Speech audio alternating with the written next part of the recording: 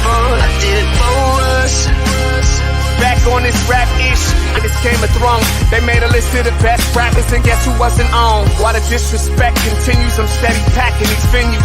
Guess if you ain't at the table, you on the menu, and I'm that spitter, baby. They don't want you to see, but everybody's south of Capitol Hill's rocking with me. Boys smoke the trays and plan to getting their life together. I'm comfortable with my role, so I'm like, whatever.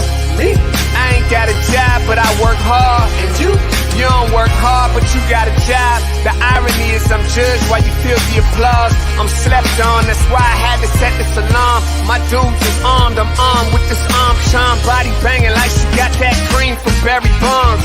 Yeah, I did it for the city, I did it for the love, I did it for the people, I did it for us. That Dre season is here, a real hitter with a mic, I'm everything that they fear. With that, hood ain't the same, I was all on their ass, I'm level-headed. So yo, my dudes love when I spaz, and I'm so over Seattle's passive-aggressive attitude. They don't call you back, what they really saying is F you. While I'm from the same place, I move at a different pace. I prefer if you just said it to my face, damn, I did it. I did it for the city, I did it for the love, I did it for the people, I did it for us. Average dudes with they average spit, writing average rhymes, knocking average chicks. The closer I get, I can feel the people starting to shift. I'm loyal to a fault, and everybody can't come with. Rap's a rich man's game, I'm only playing with change. They bang models and singers, I'm knocking my own flame, I'm different. The crowd, I move with the chosen few. Black thoughts, I could be the front man for the roots. No diamonds and gold, I'm on my sticks and stones. If we can see your panty line, you should have on a thong. My team is strong, through this fire we forged a bond. And they already know what it is when I get on. To the hearse, party like it's December 31st. When I'm on my deathbed, I probably cracking my nurse. You ain't got the bars to compete. I'm a verbal athlete, deflating these boys so they say that I cheat. Damn, I did it. I did it for the city, I did it for the love, I did it for the people, I did it for us.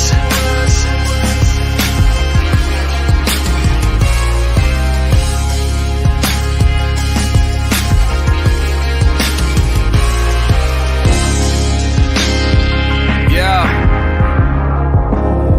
I should probably start by apologizing for the long wait, man. You know, I know I be tripping. But I'm not just a rapper, I'm an artist. And, you know, my creative process is a little bit different than most. Nonetheless, I want to welcome everybody out to the Dre's Experience. I got TCF in the building.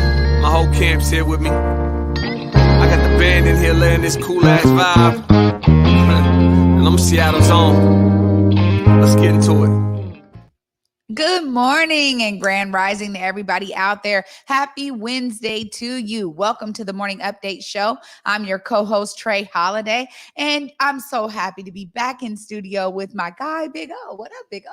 Trey Holiday. Hey. Welcome back from Holiday Studios. Yes, absolutely. I missed you guys yesterday, but it was a great show and glad to be always with you in studio. Also, too, before we go any further, got to say thank you to APRI, A. Philip Randolph Institute for these amazing earrings. Yeah, no, it look good on you too. Yeah, it's popping.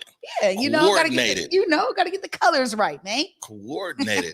All right. Well, as usual, I want to welcome everybody here to the Morning Update Show. And this is a great opportunity right now to tag and share the stream. Go ahead and tag and share the stream with people that you know would appreciate culturally relevant news and information emanating from right here in the Emerald City. We got a good show on tap for today. We're going to be joined by Shukri Olo. Shukri Olo is going to pop in. Shukri Olo is running for King County Council District Seat number 5. And so we're going to check in with her, see how the campaign is moving along. We're also going to be joined by our buddy, Besa Gordon, giving us a preview of the Rewind with Besa a little later on in the show. And I want to give a big acknowledgement to our director, Oya D'Alessandro, because she got us looking blingy over here on camera. The handcrafted motion graphics is moving. It's like, whoa, you know what I'm saying? It's all nice and right. Yeah, she's over there doing the job. Yeah, and also a big shout out as well. So I'm going to the M's game today at 1:15. Brian Callanan from the Seattle channel hit me up. It's like, yo, let's go to the park. So we won't be doing a long show today. Okay, look, you're gonna be ready. You gotta be ready for the M's. Yeah. What we got first up here? As usual, it's update right here. This is CBS This Morning, and this is update on the Derek Chauvin trial. In other news, 9 current or former Minneapolis police officers have now testified against their former colleague, that's Derek Chauvin, in his murder trial. Prosecutors called 4 officers to the stand yesterday, including a use of force expert from the Los Angeles Police Department. As Jamie Yukas reports, all four of them criticized the fired officer's treatment of George Floyd. My opinion was that the force was excessive. Los Angeles Police Sergeant Jody Steiger has trained nearly 3,000 police officers in use of force tactics. They should have slowed down or stopped their force as well. Steiger's testimony followed more than half a dozen Minneapolis police officers, including Lieutenant Johnny Mercel, the department's own use of force instructor. Chauvin attended his training class in 2018. Is this an MPD trained neck restraint? No, sir. Has it ever been? Not to my neck restraint, no, sir. Officer Nicole McKenzie, the medical coordinator for the Minneapolis Police Department, was asked about this moment. I can't breathe. You're doing fine. You're talking fine. Just because they're speaking doesn't mean they're breathing adequately. But the defense asked McKenzie if the crowd could have distracted Chauvin, a central point in their case. It's very difficult to focus on that patient while there's other things around you if you don't feel safe around you. Ben Crump, one of the Floyd family attorneys, said he has never seen so many officers testify against another. It is our hope that will become the norm when police see things that are wrong or violate policy, that they will tell the truth. Thank you. We love y'all. Floyd's brother Rodney was at a midday prayer service outside the courthouse. Everyone wants justice. This is all shades of ethnicities that's responding and replying and reaching out to us, saying they feel our pain. Today, that LAPD expert will be back on the stand and likely to face an aggressive cross-examination. While McKenzie was called by the prosecution, the defense said that it intends to call her back about drug use as part of its case. Tony? We'll be following along. Jamie, thank you very much. I mean, here we go. We can keep on saying it. We're going to keep on saying it. George Floyd is not on trial here. And, you know, I like how Ben Crump was able to identify he's never before seen this many officers come against an officer who is being charged in a case like this. I mean, clearly, as we keep learning incrementally that this was not this style of use of force, the length of use of force is not the way that they are trained. It has never been a part of how they have dealt with cases like this or dealt with any kind of suspect. I mean, clearly, this is something that we're going to keep learning about. And the fact that they're going to call her back to try to talk about drug use as a part of their defense, it just feels, again, man, they're pulling out straws. It's like all they got, bro. And it's really, really sad, to be honest, because they don't have anything that feels substantive at all. Yeah, well, I mean, the defense is going to do what the defense is going to do. I think the surprising part is how many people in America are riding along with that, who actually they're putting George Floyd on trial here. And, you know, we talk about it all the time, the compassion that's extended to white people who might be using drugs or addicted to drugs. It's like, damn, that compassion ain't getting transferred over to George. Yeah. You know what I'm saying? And we have to continue to remember, this isn't the George Floyd trial. This is the Derek Chauvin trial. Yeah, absolutely. And one of the things I really appreciate there was George Floyd's brother being able to say, look, we have people that are of all races, creed, color, coming to us to say that they understand us. They understand where we're coming from, and they're standing in solidarity with George Floyd's family. And that's another example of, you know, that solidarity amongst the people. Yeah, no doubt. All right, moving along. Headlines here. This is coming out of Pierce County down in Tacoma. If you remember, Sheriff Troyer had this made this call saying that this black guy who was a paper delivery guy was trying to kill him, and it was a massive police response.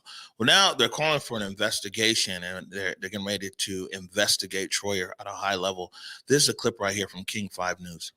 Pierce County is moving forward with an investigation into the 911 call made by Sheriff Ed Troyer.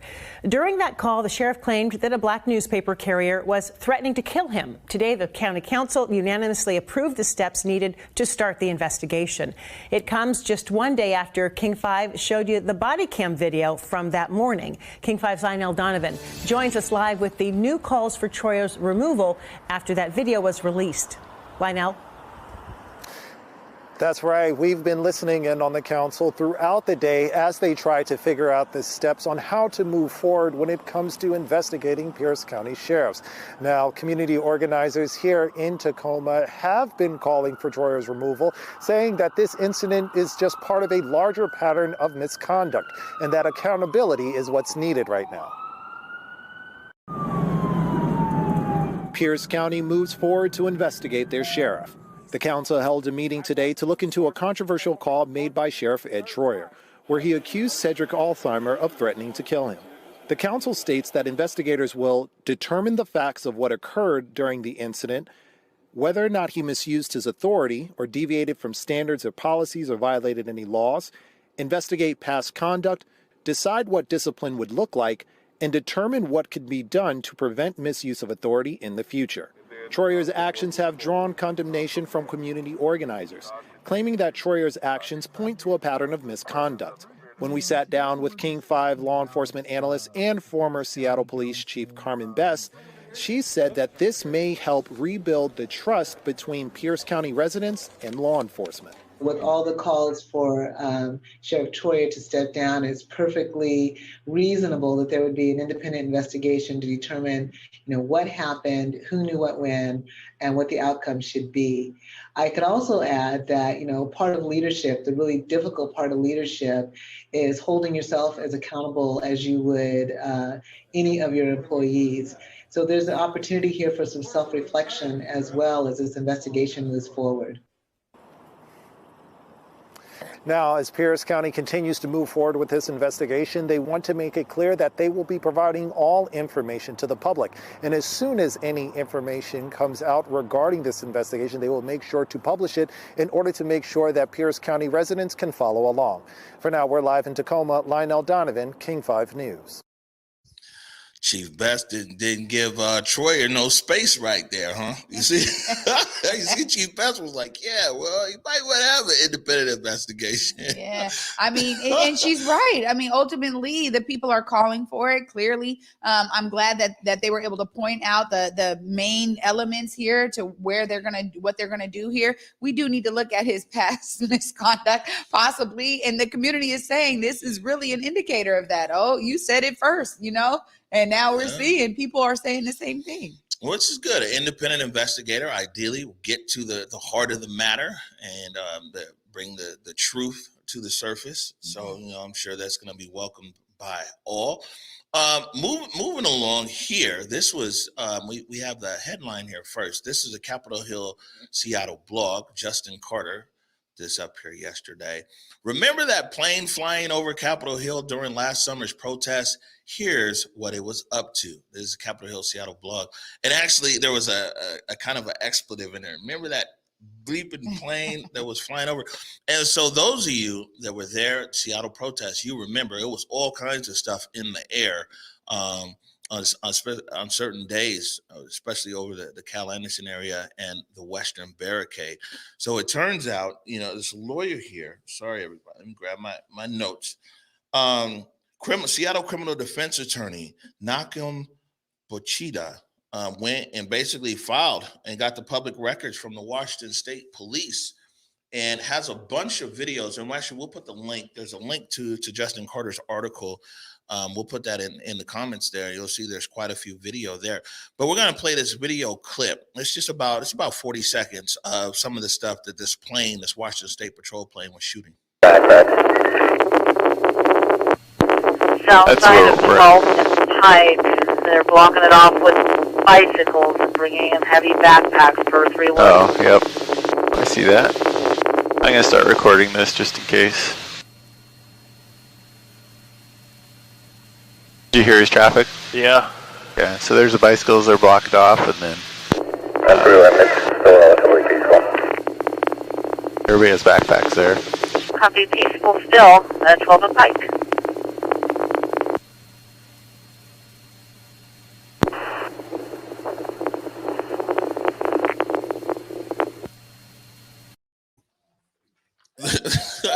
We're seeing who we recognize over here. So the state police said that they were flying in support of operations on the ground with state troopers working with Seattle Police and the National Guard. And I mean, it's interesting in a lot of ways. I mean, we knew, we were telling people this is definitely surveillance, and people came over with the choppers and, you know, and some of everything else. And man, I got a lot of different thoughts on this right here. One, I'm glad this is coming out. There was another aircraft that was up there. I believe it was a National Guard aircraft, and there was something else just flying up there to intercept cell phone signals and some of everything else above the protest zone. And, you know, the Washington State Patrol, I think people feel some kind of way about the Washington State Patrol because it was the Washington State Patrol, that field force unit or the field unit there where the commander was heard on tape saying like, yo, don't kill him, just hurt him up real bad. And when we talk about no sense of de-escalation, you talk about June 1st, man, putting the troopers up there at the front line, you know, people knew it was getting ready to go down because those guys don't hesitate. And so, you know, we see that they had their aircraft up there as well. And this is just what was released through whatever. We don't know what might not be released. And, you know, there's another version. There's the infrared kind of version. And then there's also the high, like a regular version with a very powerful lens that's on there as well. But we kept telling people like, man, the police are seeing so although vision is obstructed in one part of the protest, that plane was able to give a real good visual. So it would really be good to be able to go over that as well, especially the Western Barricade, because, you know, we kept hearing these reports. The police were saying that this crowd is so violent, the crowd is this and that. And maybe that aerial footage will give a much bigger perspective. Yeah, I mean, even something that we could hear clearly on the tape, you know, just saying, hey, peaceful still. That's very true. And again, I think that when we think about being on the ground during that time, what we witnessed was a lot of peaceful action, more so than folks being difficult or being dangerous in any real way. So I think that once again, you know, this aerial footage may begin to put some more light on exactly what many of us were experiencing on the ground.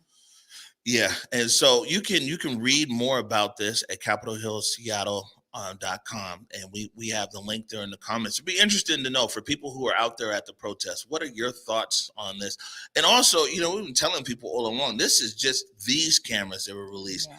It'd be interesting to get the stuff that the National Guard had. It's interesting to get the stuff that the feds had out there, all these other cameras that are out there. And so it's like, you know, I mean, believe me, the police, law enforcement, and they got footage of all kinds of stuff. The stream on the ground is just the smallest thing, you know, with all this aerial support. So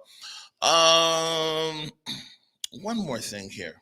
I think before we go to break, we got Shukri Olo back there in the green room. And so we're gonna get an update on the campaign. Before we do that, though, I want to play a quick clip right here. I talked to Deputy Mayor Tiffany Washington last night. We're actually going to air this on Sunday, I believe, at 7 p.m. Brand new show we're launching here called The District. And the District, we're just focusing on District 2 and District 3. And we really want to be able to hold elected officials and appointed officials accountable to the district. And so Deputy Mayor Tiffany Washington in the inaugural episode, and we expect to have council members on there, school board members, city council members, some of everybody who comprise District 2 and District 3. But this was Tiffany Washington, Deputy Mayor, talking about defund. So the 50% cut is a distraction. It's a distraction.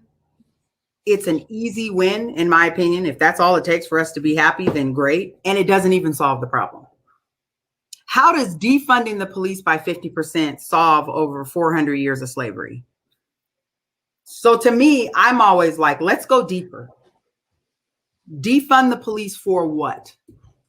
To invest in community. Okay, I agree with that. But how come when it's time for the community to get better, we have to get better in 365 days? But we were harmed for over 400 years. So my point to city council was, I'm not falling for the distraction that we've somehow won if we cut SPD's budget by 50%. I'm also not falling for the lie that says, or that requires Black people to choose between whether we want a police officer to come to our house if we have a burglary in a timely manner, or if we want resources in the community. Why do we have to choose one? Can we have both?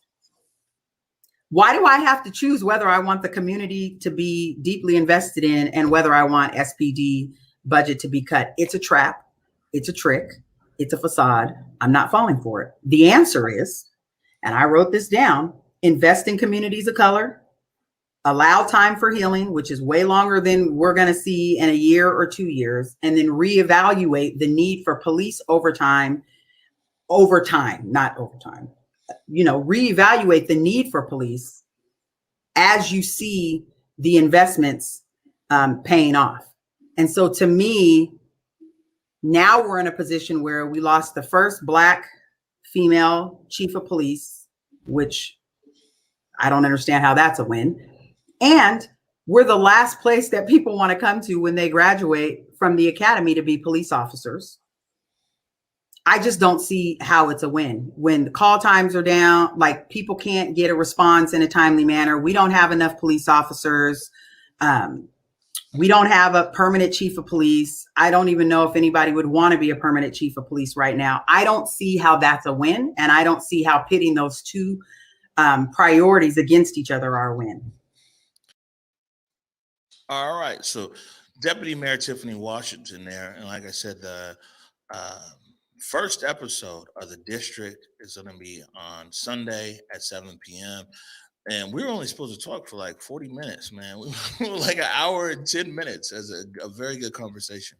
Yeah, and one of the things I really appreciate about her approach here is that what she's really calling out is a both and, right? And I think so many people would agree with that and understand that that's kind of the middle ground that we really need right now to understand. So I'm excited to see the rest of this video and the rest of the interview. Having met with Tiffany Washington, I really appreciate her approach. And I think that, it's great that she's deputy mayor right now. And it sucks that she's going to be gone when this mayor is gone, because I think her lived experience and bringing that into the position is really what's needed in terms of diversifying the perspectives that are at that level in the mayor's administration. So happy to see how this, the whole thing shapes up on Sunday, man. It's great. Yeah, it's interesting. You said lived experience. I think that's our clip for tomorrow is when she talks a real interesting story of her childhood all the way through to now a position there as deputy mayor. We're going to take a quick break right now. When we come back, we're checking in with Shukri Olo. You are watching the Morning Update Show. I did it for the city, I did it for the love, I did it for the people, I did it for us. Back on this rap ish, I ain't even broke a sweat, homie, this practice. Pondering my next move, staring at my track list, hope I ain't miss my window. Praying like a Baptist, Seattle's own. Tired of this Game of Thrones. They made a list of the best rappers, and guess who wasn't on? While the disrespect continues, I'm steady packing these venues.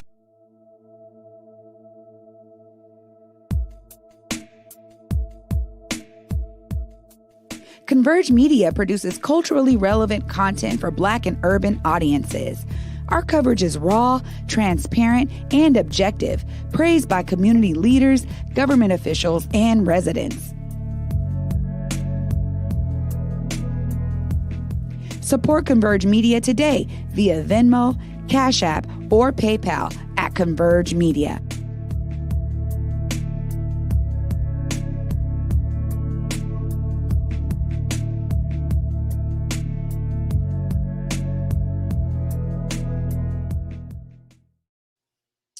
All right, welcome back to the Morning Update Show. And Trey Holidays, we have a guest today. Yeah, I know. I'm excited to hear more about Shukri's campaign. Oh, yeah, D'Alessandro. Please bring in Shukri Olo. Hello. Good morning, Trey and Amari. How are you? I am well. I'm hanging in there. Trey, I love your earrings. I'm going to have to ask you offline where you purchased it from. Thank you. Thank you. A gift from a Philip Randolph Institute. You know, believe it or not, sometimes people are give us gifts. She gets gifts. I can see why. No, but actually, they made me the t-shirt Yeah, in gold. there you go. That said Converge Media. So I know we only got a few minutes this morning, but we wanted to check back with you and see where you're at with your campaign. So tell us what's going on. Yeah, I appreciate the invitation. Just wanted to kind of amplify the work of our youth team. We have 30-member youth team that are organizing on the ground, that are kind of planning our kickoff event happening tomorrow, that are, you talked earlier about accountability, Omari, that are holding me as a candidate accountable both to community, but also to myself and to our campaign's values. And so just wanted to amplify the incredible work that they're doing tomorrow night. Our youth team is hosting our campaign kickoff, which is happening at 6 p.m. I believe we have a little over 150 folks who've RSVP'd to the event, and they have some exciting programs, including several speakers, my mother being one of them, who I hope will say good things about me as her daughter. And we'll also talk more about kind of why she believes I'm the best candidate for this position, as well as the deputy mayor of the city of Burien, city council member of Tequila, Cynthia Delastrinos Johnson, Riley Haggard, who's a small business owner in the district, and Reagan Jackson, author, poet, and an incredible supporter of the campaign. They'll be on tomorrow night, and our young people are just organizing incredible kickoff that is going to be fun and innovative and all of the good things. And so I'm excited for that, and just wanted to give them a shout out and hope to see your community members who watch your station as well. Oh, Shukri, it sounds like you guys have an amazing event plan for that event and for your kickoff. My question quickly to you is, what made you think, you know what, let's go with the young people and how they want to shape this up? It sounds like, you really have thought about that and probably been very intentional about having these young people in the foreground like that. What was that about for you? Yeah, so great question, Trey. The theme of the event is called You Belong Here, which came out of the youth group as well. And for this campaign, I want young people in this district and beyond to know that they belong in this community, that they belong in spaces of decision making, that they belong in politics if they're interested in pursuing that in the future. And I believe deeply, like at my core, that young people need to be able to have their ideas, their priorities, their power centered, not in just political campaigns, but in all spaces. And so the idea of forming a youth team for our campaign was actually inspired by the work of Kirsten Harris-Talley, Representative Kirsten Harris-Talley from the 37th. We reached out to the youth who worked with her on her campaign, and they gave us some strategies, some ideas on how we could develop our own and kind of help to shape what the campaign is going to look like. And so, yeah, they are so energetic, so passionate about politics, and hopefully will also continue to stay involved post-campaign as well. All right. Shukri Olo, before we let you go, please tell everybody how they can keep up with your campaign. Thank you, Amari. You can keep up with our campaign by following our youth team at Shukri for King County on Insta. And the youth team is called Youth for Shukri on Insta. They're actually not on Facebook. Apparently, all the young folks are on Insta, or the TikTok, as I call it. On our campaign website, you can get more information about some of the events that we have going on. There's several events coming up next week and the month of May as well. The website or Facebook page is Shukri for King County Council District 5. And our website for the campaign is electshukriolo.com. All right. Nice. Shukri, thanks for joining us. I know you're pressed on time, but, like I said, we like to keep checking in with these candidates here. And also, if Shukri gets elected, that would be a very historic election in King County as well. So wishing you all the best of luck, and we'll talk to you soon, okay? Thanks, Shukri. Thanks so much. Have a good day. All right. Yeah, I think if elected, to be the first Black woman to sit on the King County Council. Yeah, I mean, this is exciting. Really, I think it'd be for the whole state. It'd be the first county council person for the whole state in the history of the state. Oh, yeah. And that's the thing, is that what we're seeing, I think, during this particular, election season is a lot of those kind of historic wins, man. People going after these seats. I love it. Yeah, it's activated. Yeah. This is what I'm saying, is it's real activated, especially further south of Seattle and into South King County. Yeah. It's going to be a lot of competitive races. All right, before we get to break, I got handcrafted motion graphic. Is Besa back there? All right. So when we come back, we're going to be talking to Besa Gordon. She's going to give us a preview on the Rewind with Besa. You are watching the Morning Update Show.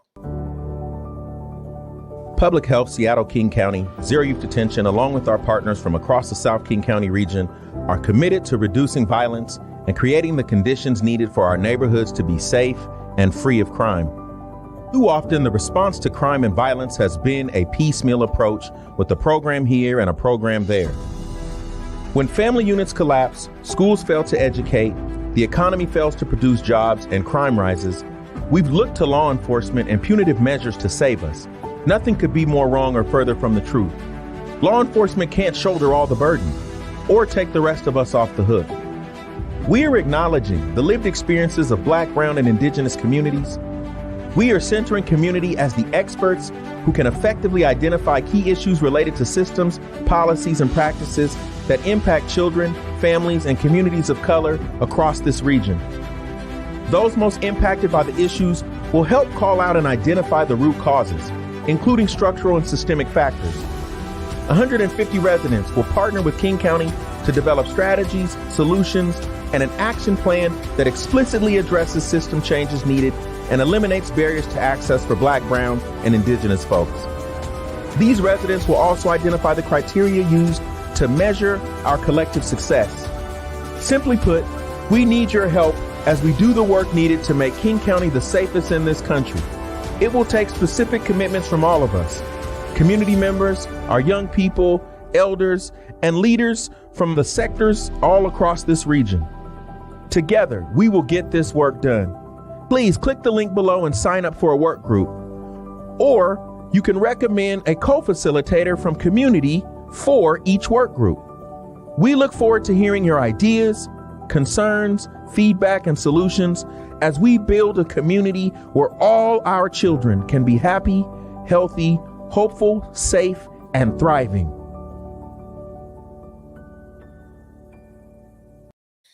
All right, welcome back to the Morning Update Show. And yeah, we want to encourage people, be part of the solution. Go to zeroyouthdetention.com/work groups. Man, let these guys know what's on your mind, how you envision public safety in King County. Yeah, it's a great way to get involved. I mean, again, we always say that, and I'm glad that we have that as a commercial right now. It's a great way for folks to use their voice.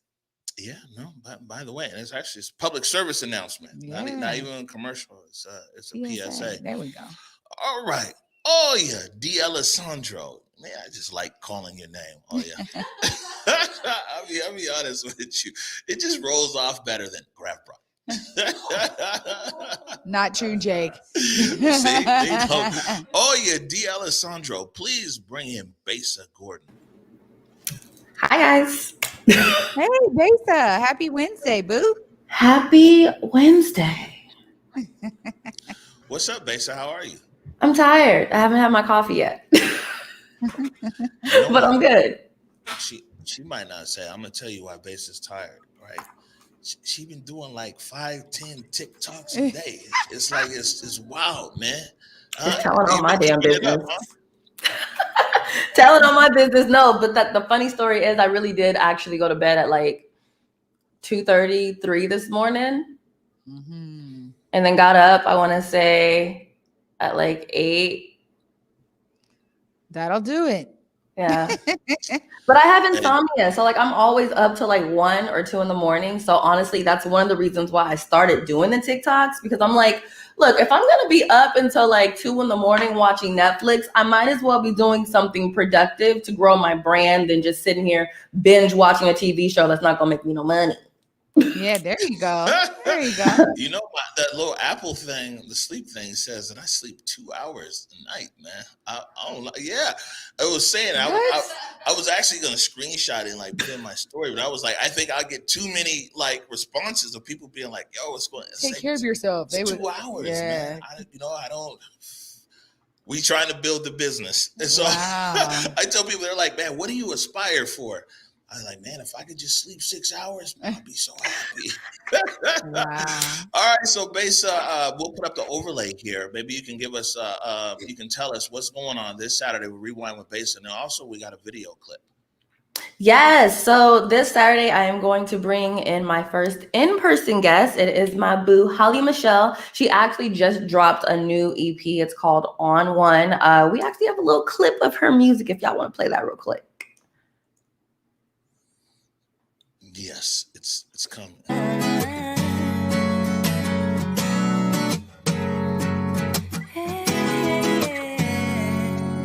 I think it's crazy you say you love me, but can't keep it real.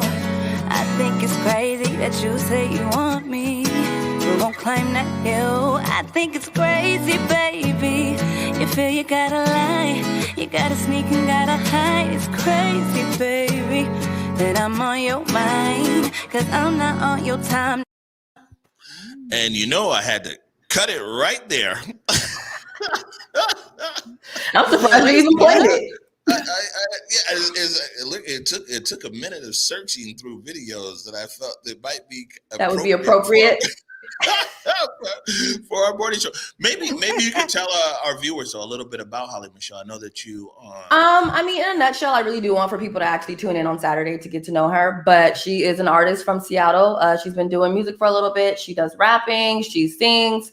I want to say she plays guitar and piano. I could be wrong. We can definitely get that to you a little bit more on Saturday. But aside from that, she's going to be basically my guest co-host for Saturday. So we're going to talk about predictions for the Derek Chauvin case, DMX. There's this new movie on Netflix called Piracy, I want to say it's called.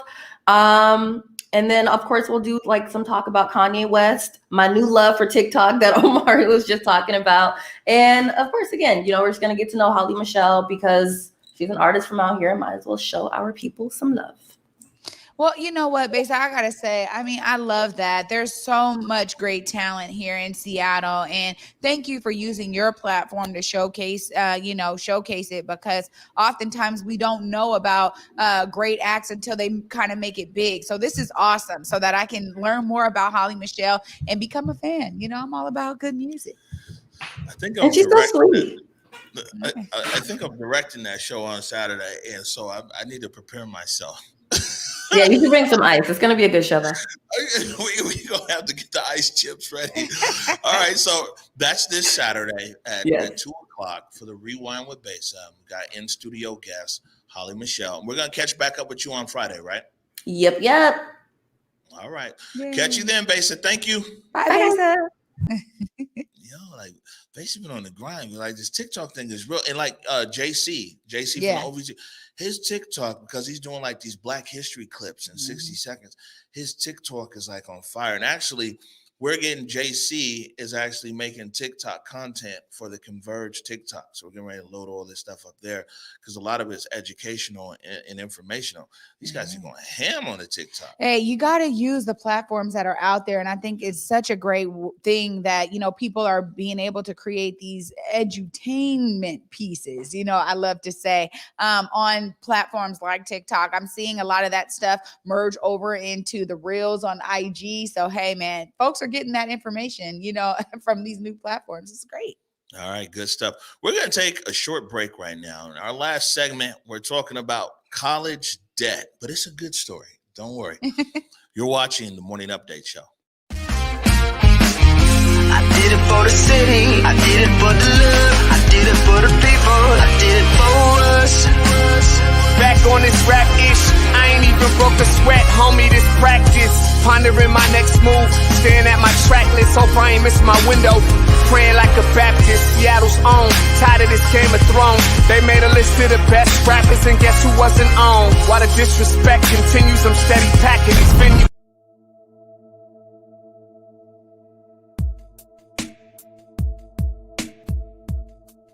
Converge Media produces culturally relevant content for Black and urban audiences. Our coverage is raw, transparent, and objective, praised by community leaders, government officials, and residents. Support Converge Media today via Venmo, Cash App, or PayPal at Converge Media.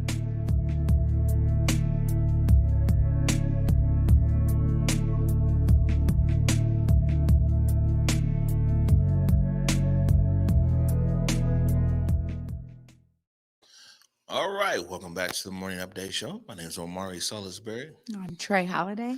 Trey Holiday. Hey. Man. All right, so you went to HBCU. Yeah. You still got some debt. Yeah. Oh, well, I mean, the best thing, you talk about things that can bring America together, right? One thing that can bring all Americans together is college debt. Yeah. But this is a segment right here from Good Morning America, and where it's a show where they're surprising HBCU graduates by paying off their college debt. Something a lot of young graduates are now facing. Imagine wrapping up years of college only to then be saddled with debt from student loans. Unfortunately, the two almost go hand in hand these days, but now some very lucky HBCU alumni are receiving a much needed helping hand. Take a look. You're not just a finalist, you won. You won $55,000 and I'm live. This is not a recording.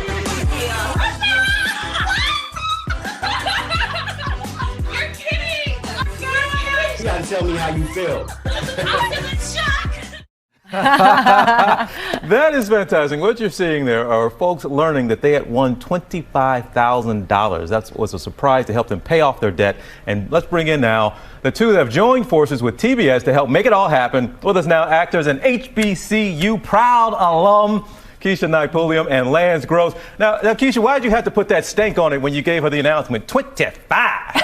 I mean, I'm saying it's a big deal. And, you know, they actually thought they were there as finalists. Like, this was their final interview. So they're sitting there thinking, okay, there's another step. So we had to let them know, no, you won. Well, the response was priceless. I can watch that over and over again. And Lance, there are winners from Alabama State University, Morehouse College, Delaware State University, and your alma mater, Howard University. Give us a sense of what impact that money will have on these students. Oh, this is big. I mean, it's all about financial freedom. I was lucky enough to go to college on a full track and field scholarship, but I have many friends who are weighed down by student loan debt. So this was very big for them. $25,000 is a lot of money. Absolutely. Now, Lance, I'm just curious, what was your event in track and field? So I got my scholarship for the long jump. For the long, oh, wow. And I also did the 4x4. Well, all right then. You've been doing leaps and bounds ever since, my man. All right, Keisha, let me bring you back in here. You're a proud Spelman grad. I want to ask, still does it feel like, and look, we've worked in a lot of businesses, and sometimes people see that resume with an HBCU on it, and whether they'll say it out loud or not, they don't consider them to have the same prestige, or they're not as good as some other state universities. Please tell folks what this has meant to you being at Spelman and how that was an enhanced experience instead of taking anything away. Absolutely. You know, I think it's funny. I guess it depends on who you're talking to, because once you get out into business in the world, what you'll find is to find the best talent of color, the best Black talent, they come to the HBCUs, they come to the Howards, the Spelmans, the Morehouses, the FAMUs. And Lance, I want to ask you, just we saw the reaction, that priceless reaction, learning that maybe they aren't going to be saddled with so much debt. But what is your best advice for students, for graduates, as they take off on their life after graduating from one of these universities? I mean, they already have the right foot ahead of them. You know what I mean? They're doing everything that they're supposed to do. These winners, they impressed us, they impressed TBS, and you know, they're the best of the best. And I just want to piggyback on that. The other thing is, $25,000 taking away student debt. It's the financial freedom, whether to put a down payment on a home, to invest in your business. It's a real game changer moving forward, especially with the pandemic and the hard year that everyone has had. It's definitely a game changer, and it's very well deserved. We're reacting to these expressions we're seeing as people, as they got the news, they were winners. You two, really, thank you so much for being here, for what you did with this event and this contest. But again, continuing to be out there and to toot that horn about Spelman and the Howards of the world and those HBCUs that have been doing great things for African American students in this country for a long, long time. So good to see you both. Yeah, so great. Likewise. Yeah, thank you for bringing that to us. And by the way, if you can't get enough, which I can't, you can check out more of those incredible winning moments and watch TBS's Cash Out contest in its entirety on YouTube at TBS. That was amazing. I'm gonna go watch it back in my dressing room. Reactions, so real and good. To and leave college with no debt, to have it wiped out, that's just a game changer.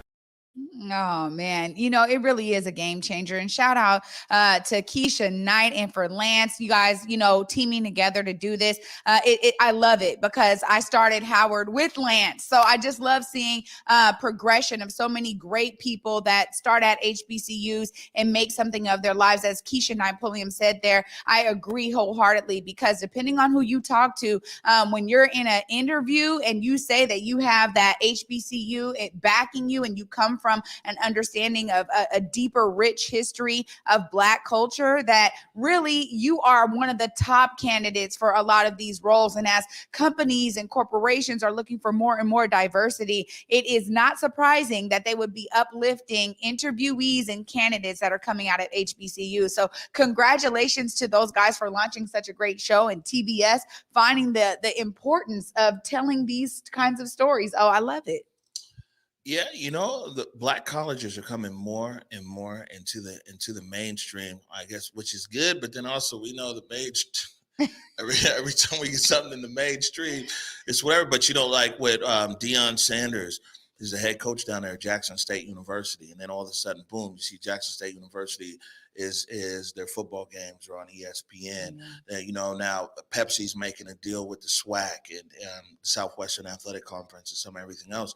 And I'll say this, if it was my time on air at WRVS 89.9 ECSU at Elizabeth City State University and working with iconic people like the legendary it's so many legendary people that I worked with down there, but especially Greg Sampson, rest in peace. And Greg Sampson, man, we had all the digital stuff, but we had reel to reel down there. Greg Sampson taught us how to splice the tapes and like really the fundamentals of it. Also, Rogene Bailey at the Black College Sports Report. I used to be a correspondent for the Black College Sports Report, so I drive all around the South. And every Saturday, at a football game or during basketball, I'll be for the Black College Sports Report. I am Omari Salisbury, and so it was really. Working there at WRVS and working for the Black College Sports Report, that really opened up so many things for me and really taught the fundamentals of this business that I stick with me to this day. So that was good to see. Absolutely. I agree with you. There's so many fundamentals that stuck with me from my Howard days. So being able to experience that, I'm always telling my son, hey, don't count out HBCUs. You know what I'm saying? They are a great option for you. He's always thinking about basketball. But I'm like, let's find the middle ground, because now we got some colleges, that are really competitive in their sports arenas, as you just said. Well, you see, Matt Masterpiece, son. He just signed with Tennessee State University, HBCU, and his son was one of the top recruits in the country. And so a lot of people are like, you know what? I'm gonna send my kids down here to this historically Black college and university, especially right now with the tone and how everything is in America, man. Going to a HBCU is something special because it really does insulate you and uplift you at the same time. Absolutely. And prepare you for so many things that you're going to face in the world, and it's a unique experience.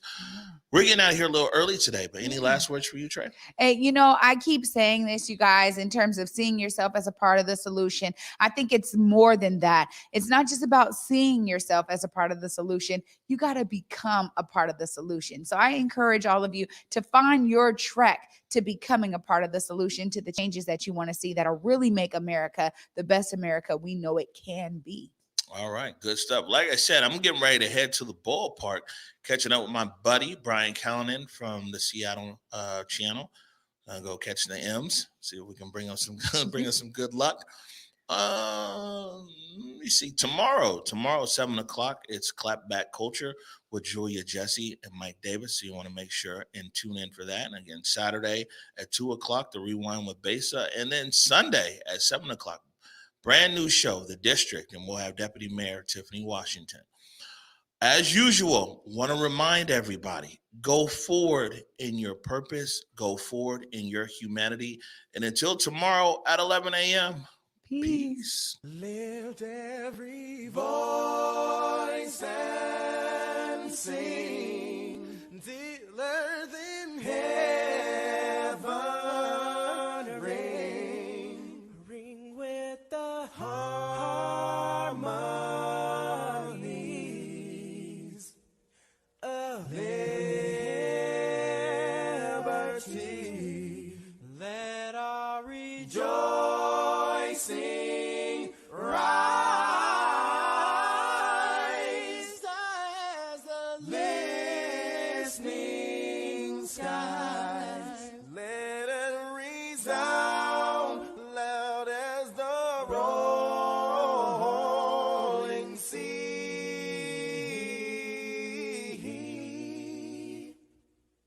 Sing a song full of the faith that the dark past has taught us. Sing a song full of the hope that the present has brought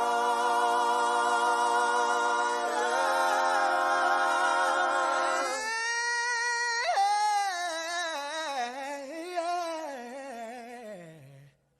Facing the rising sun.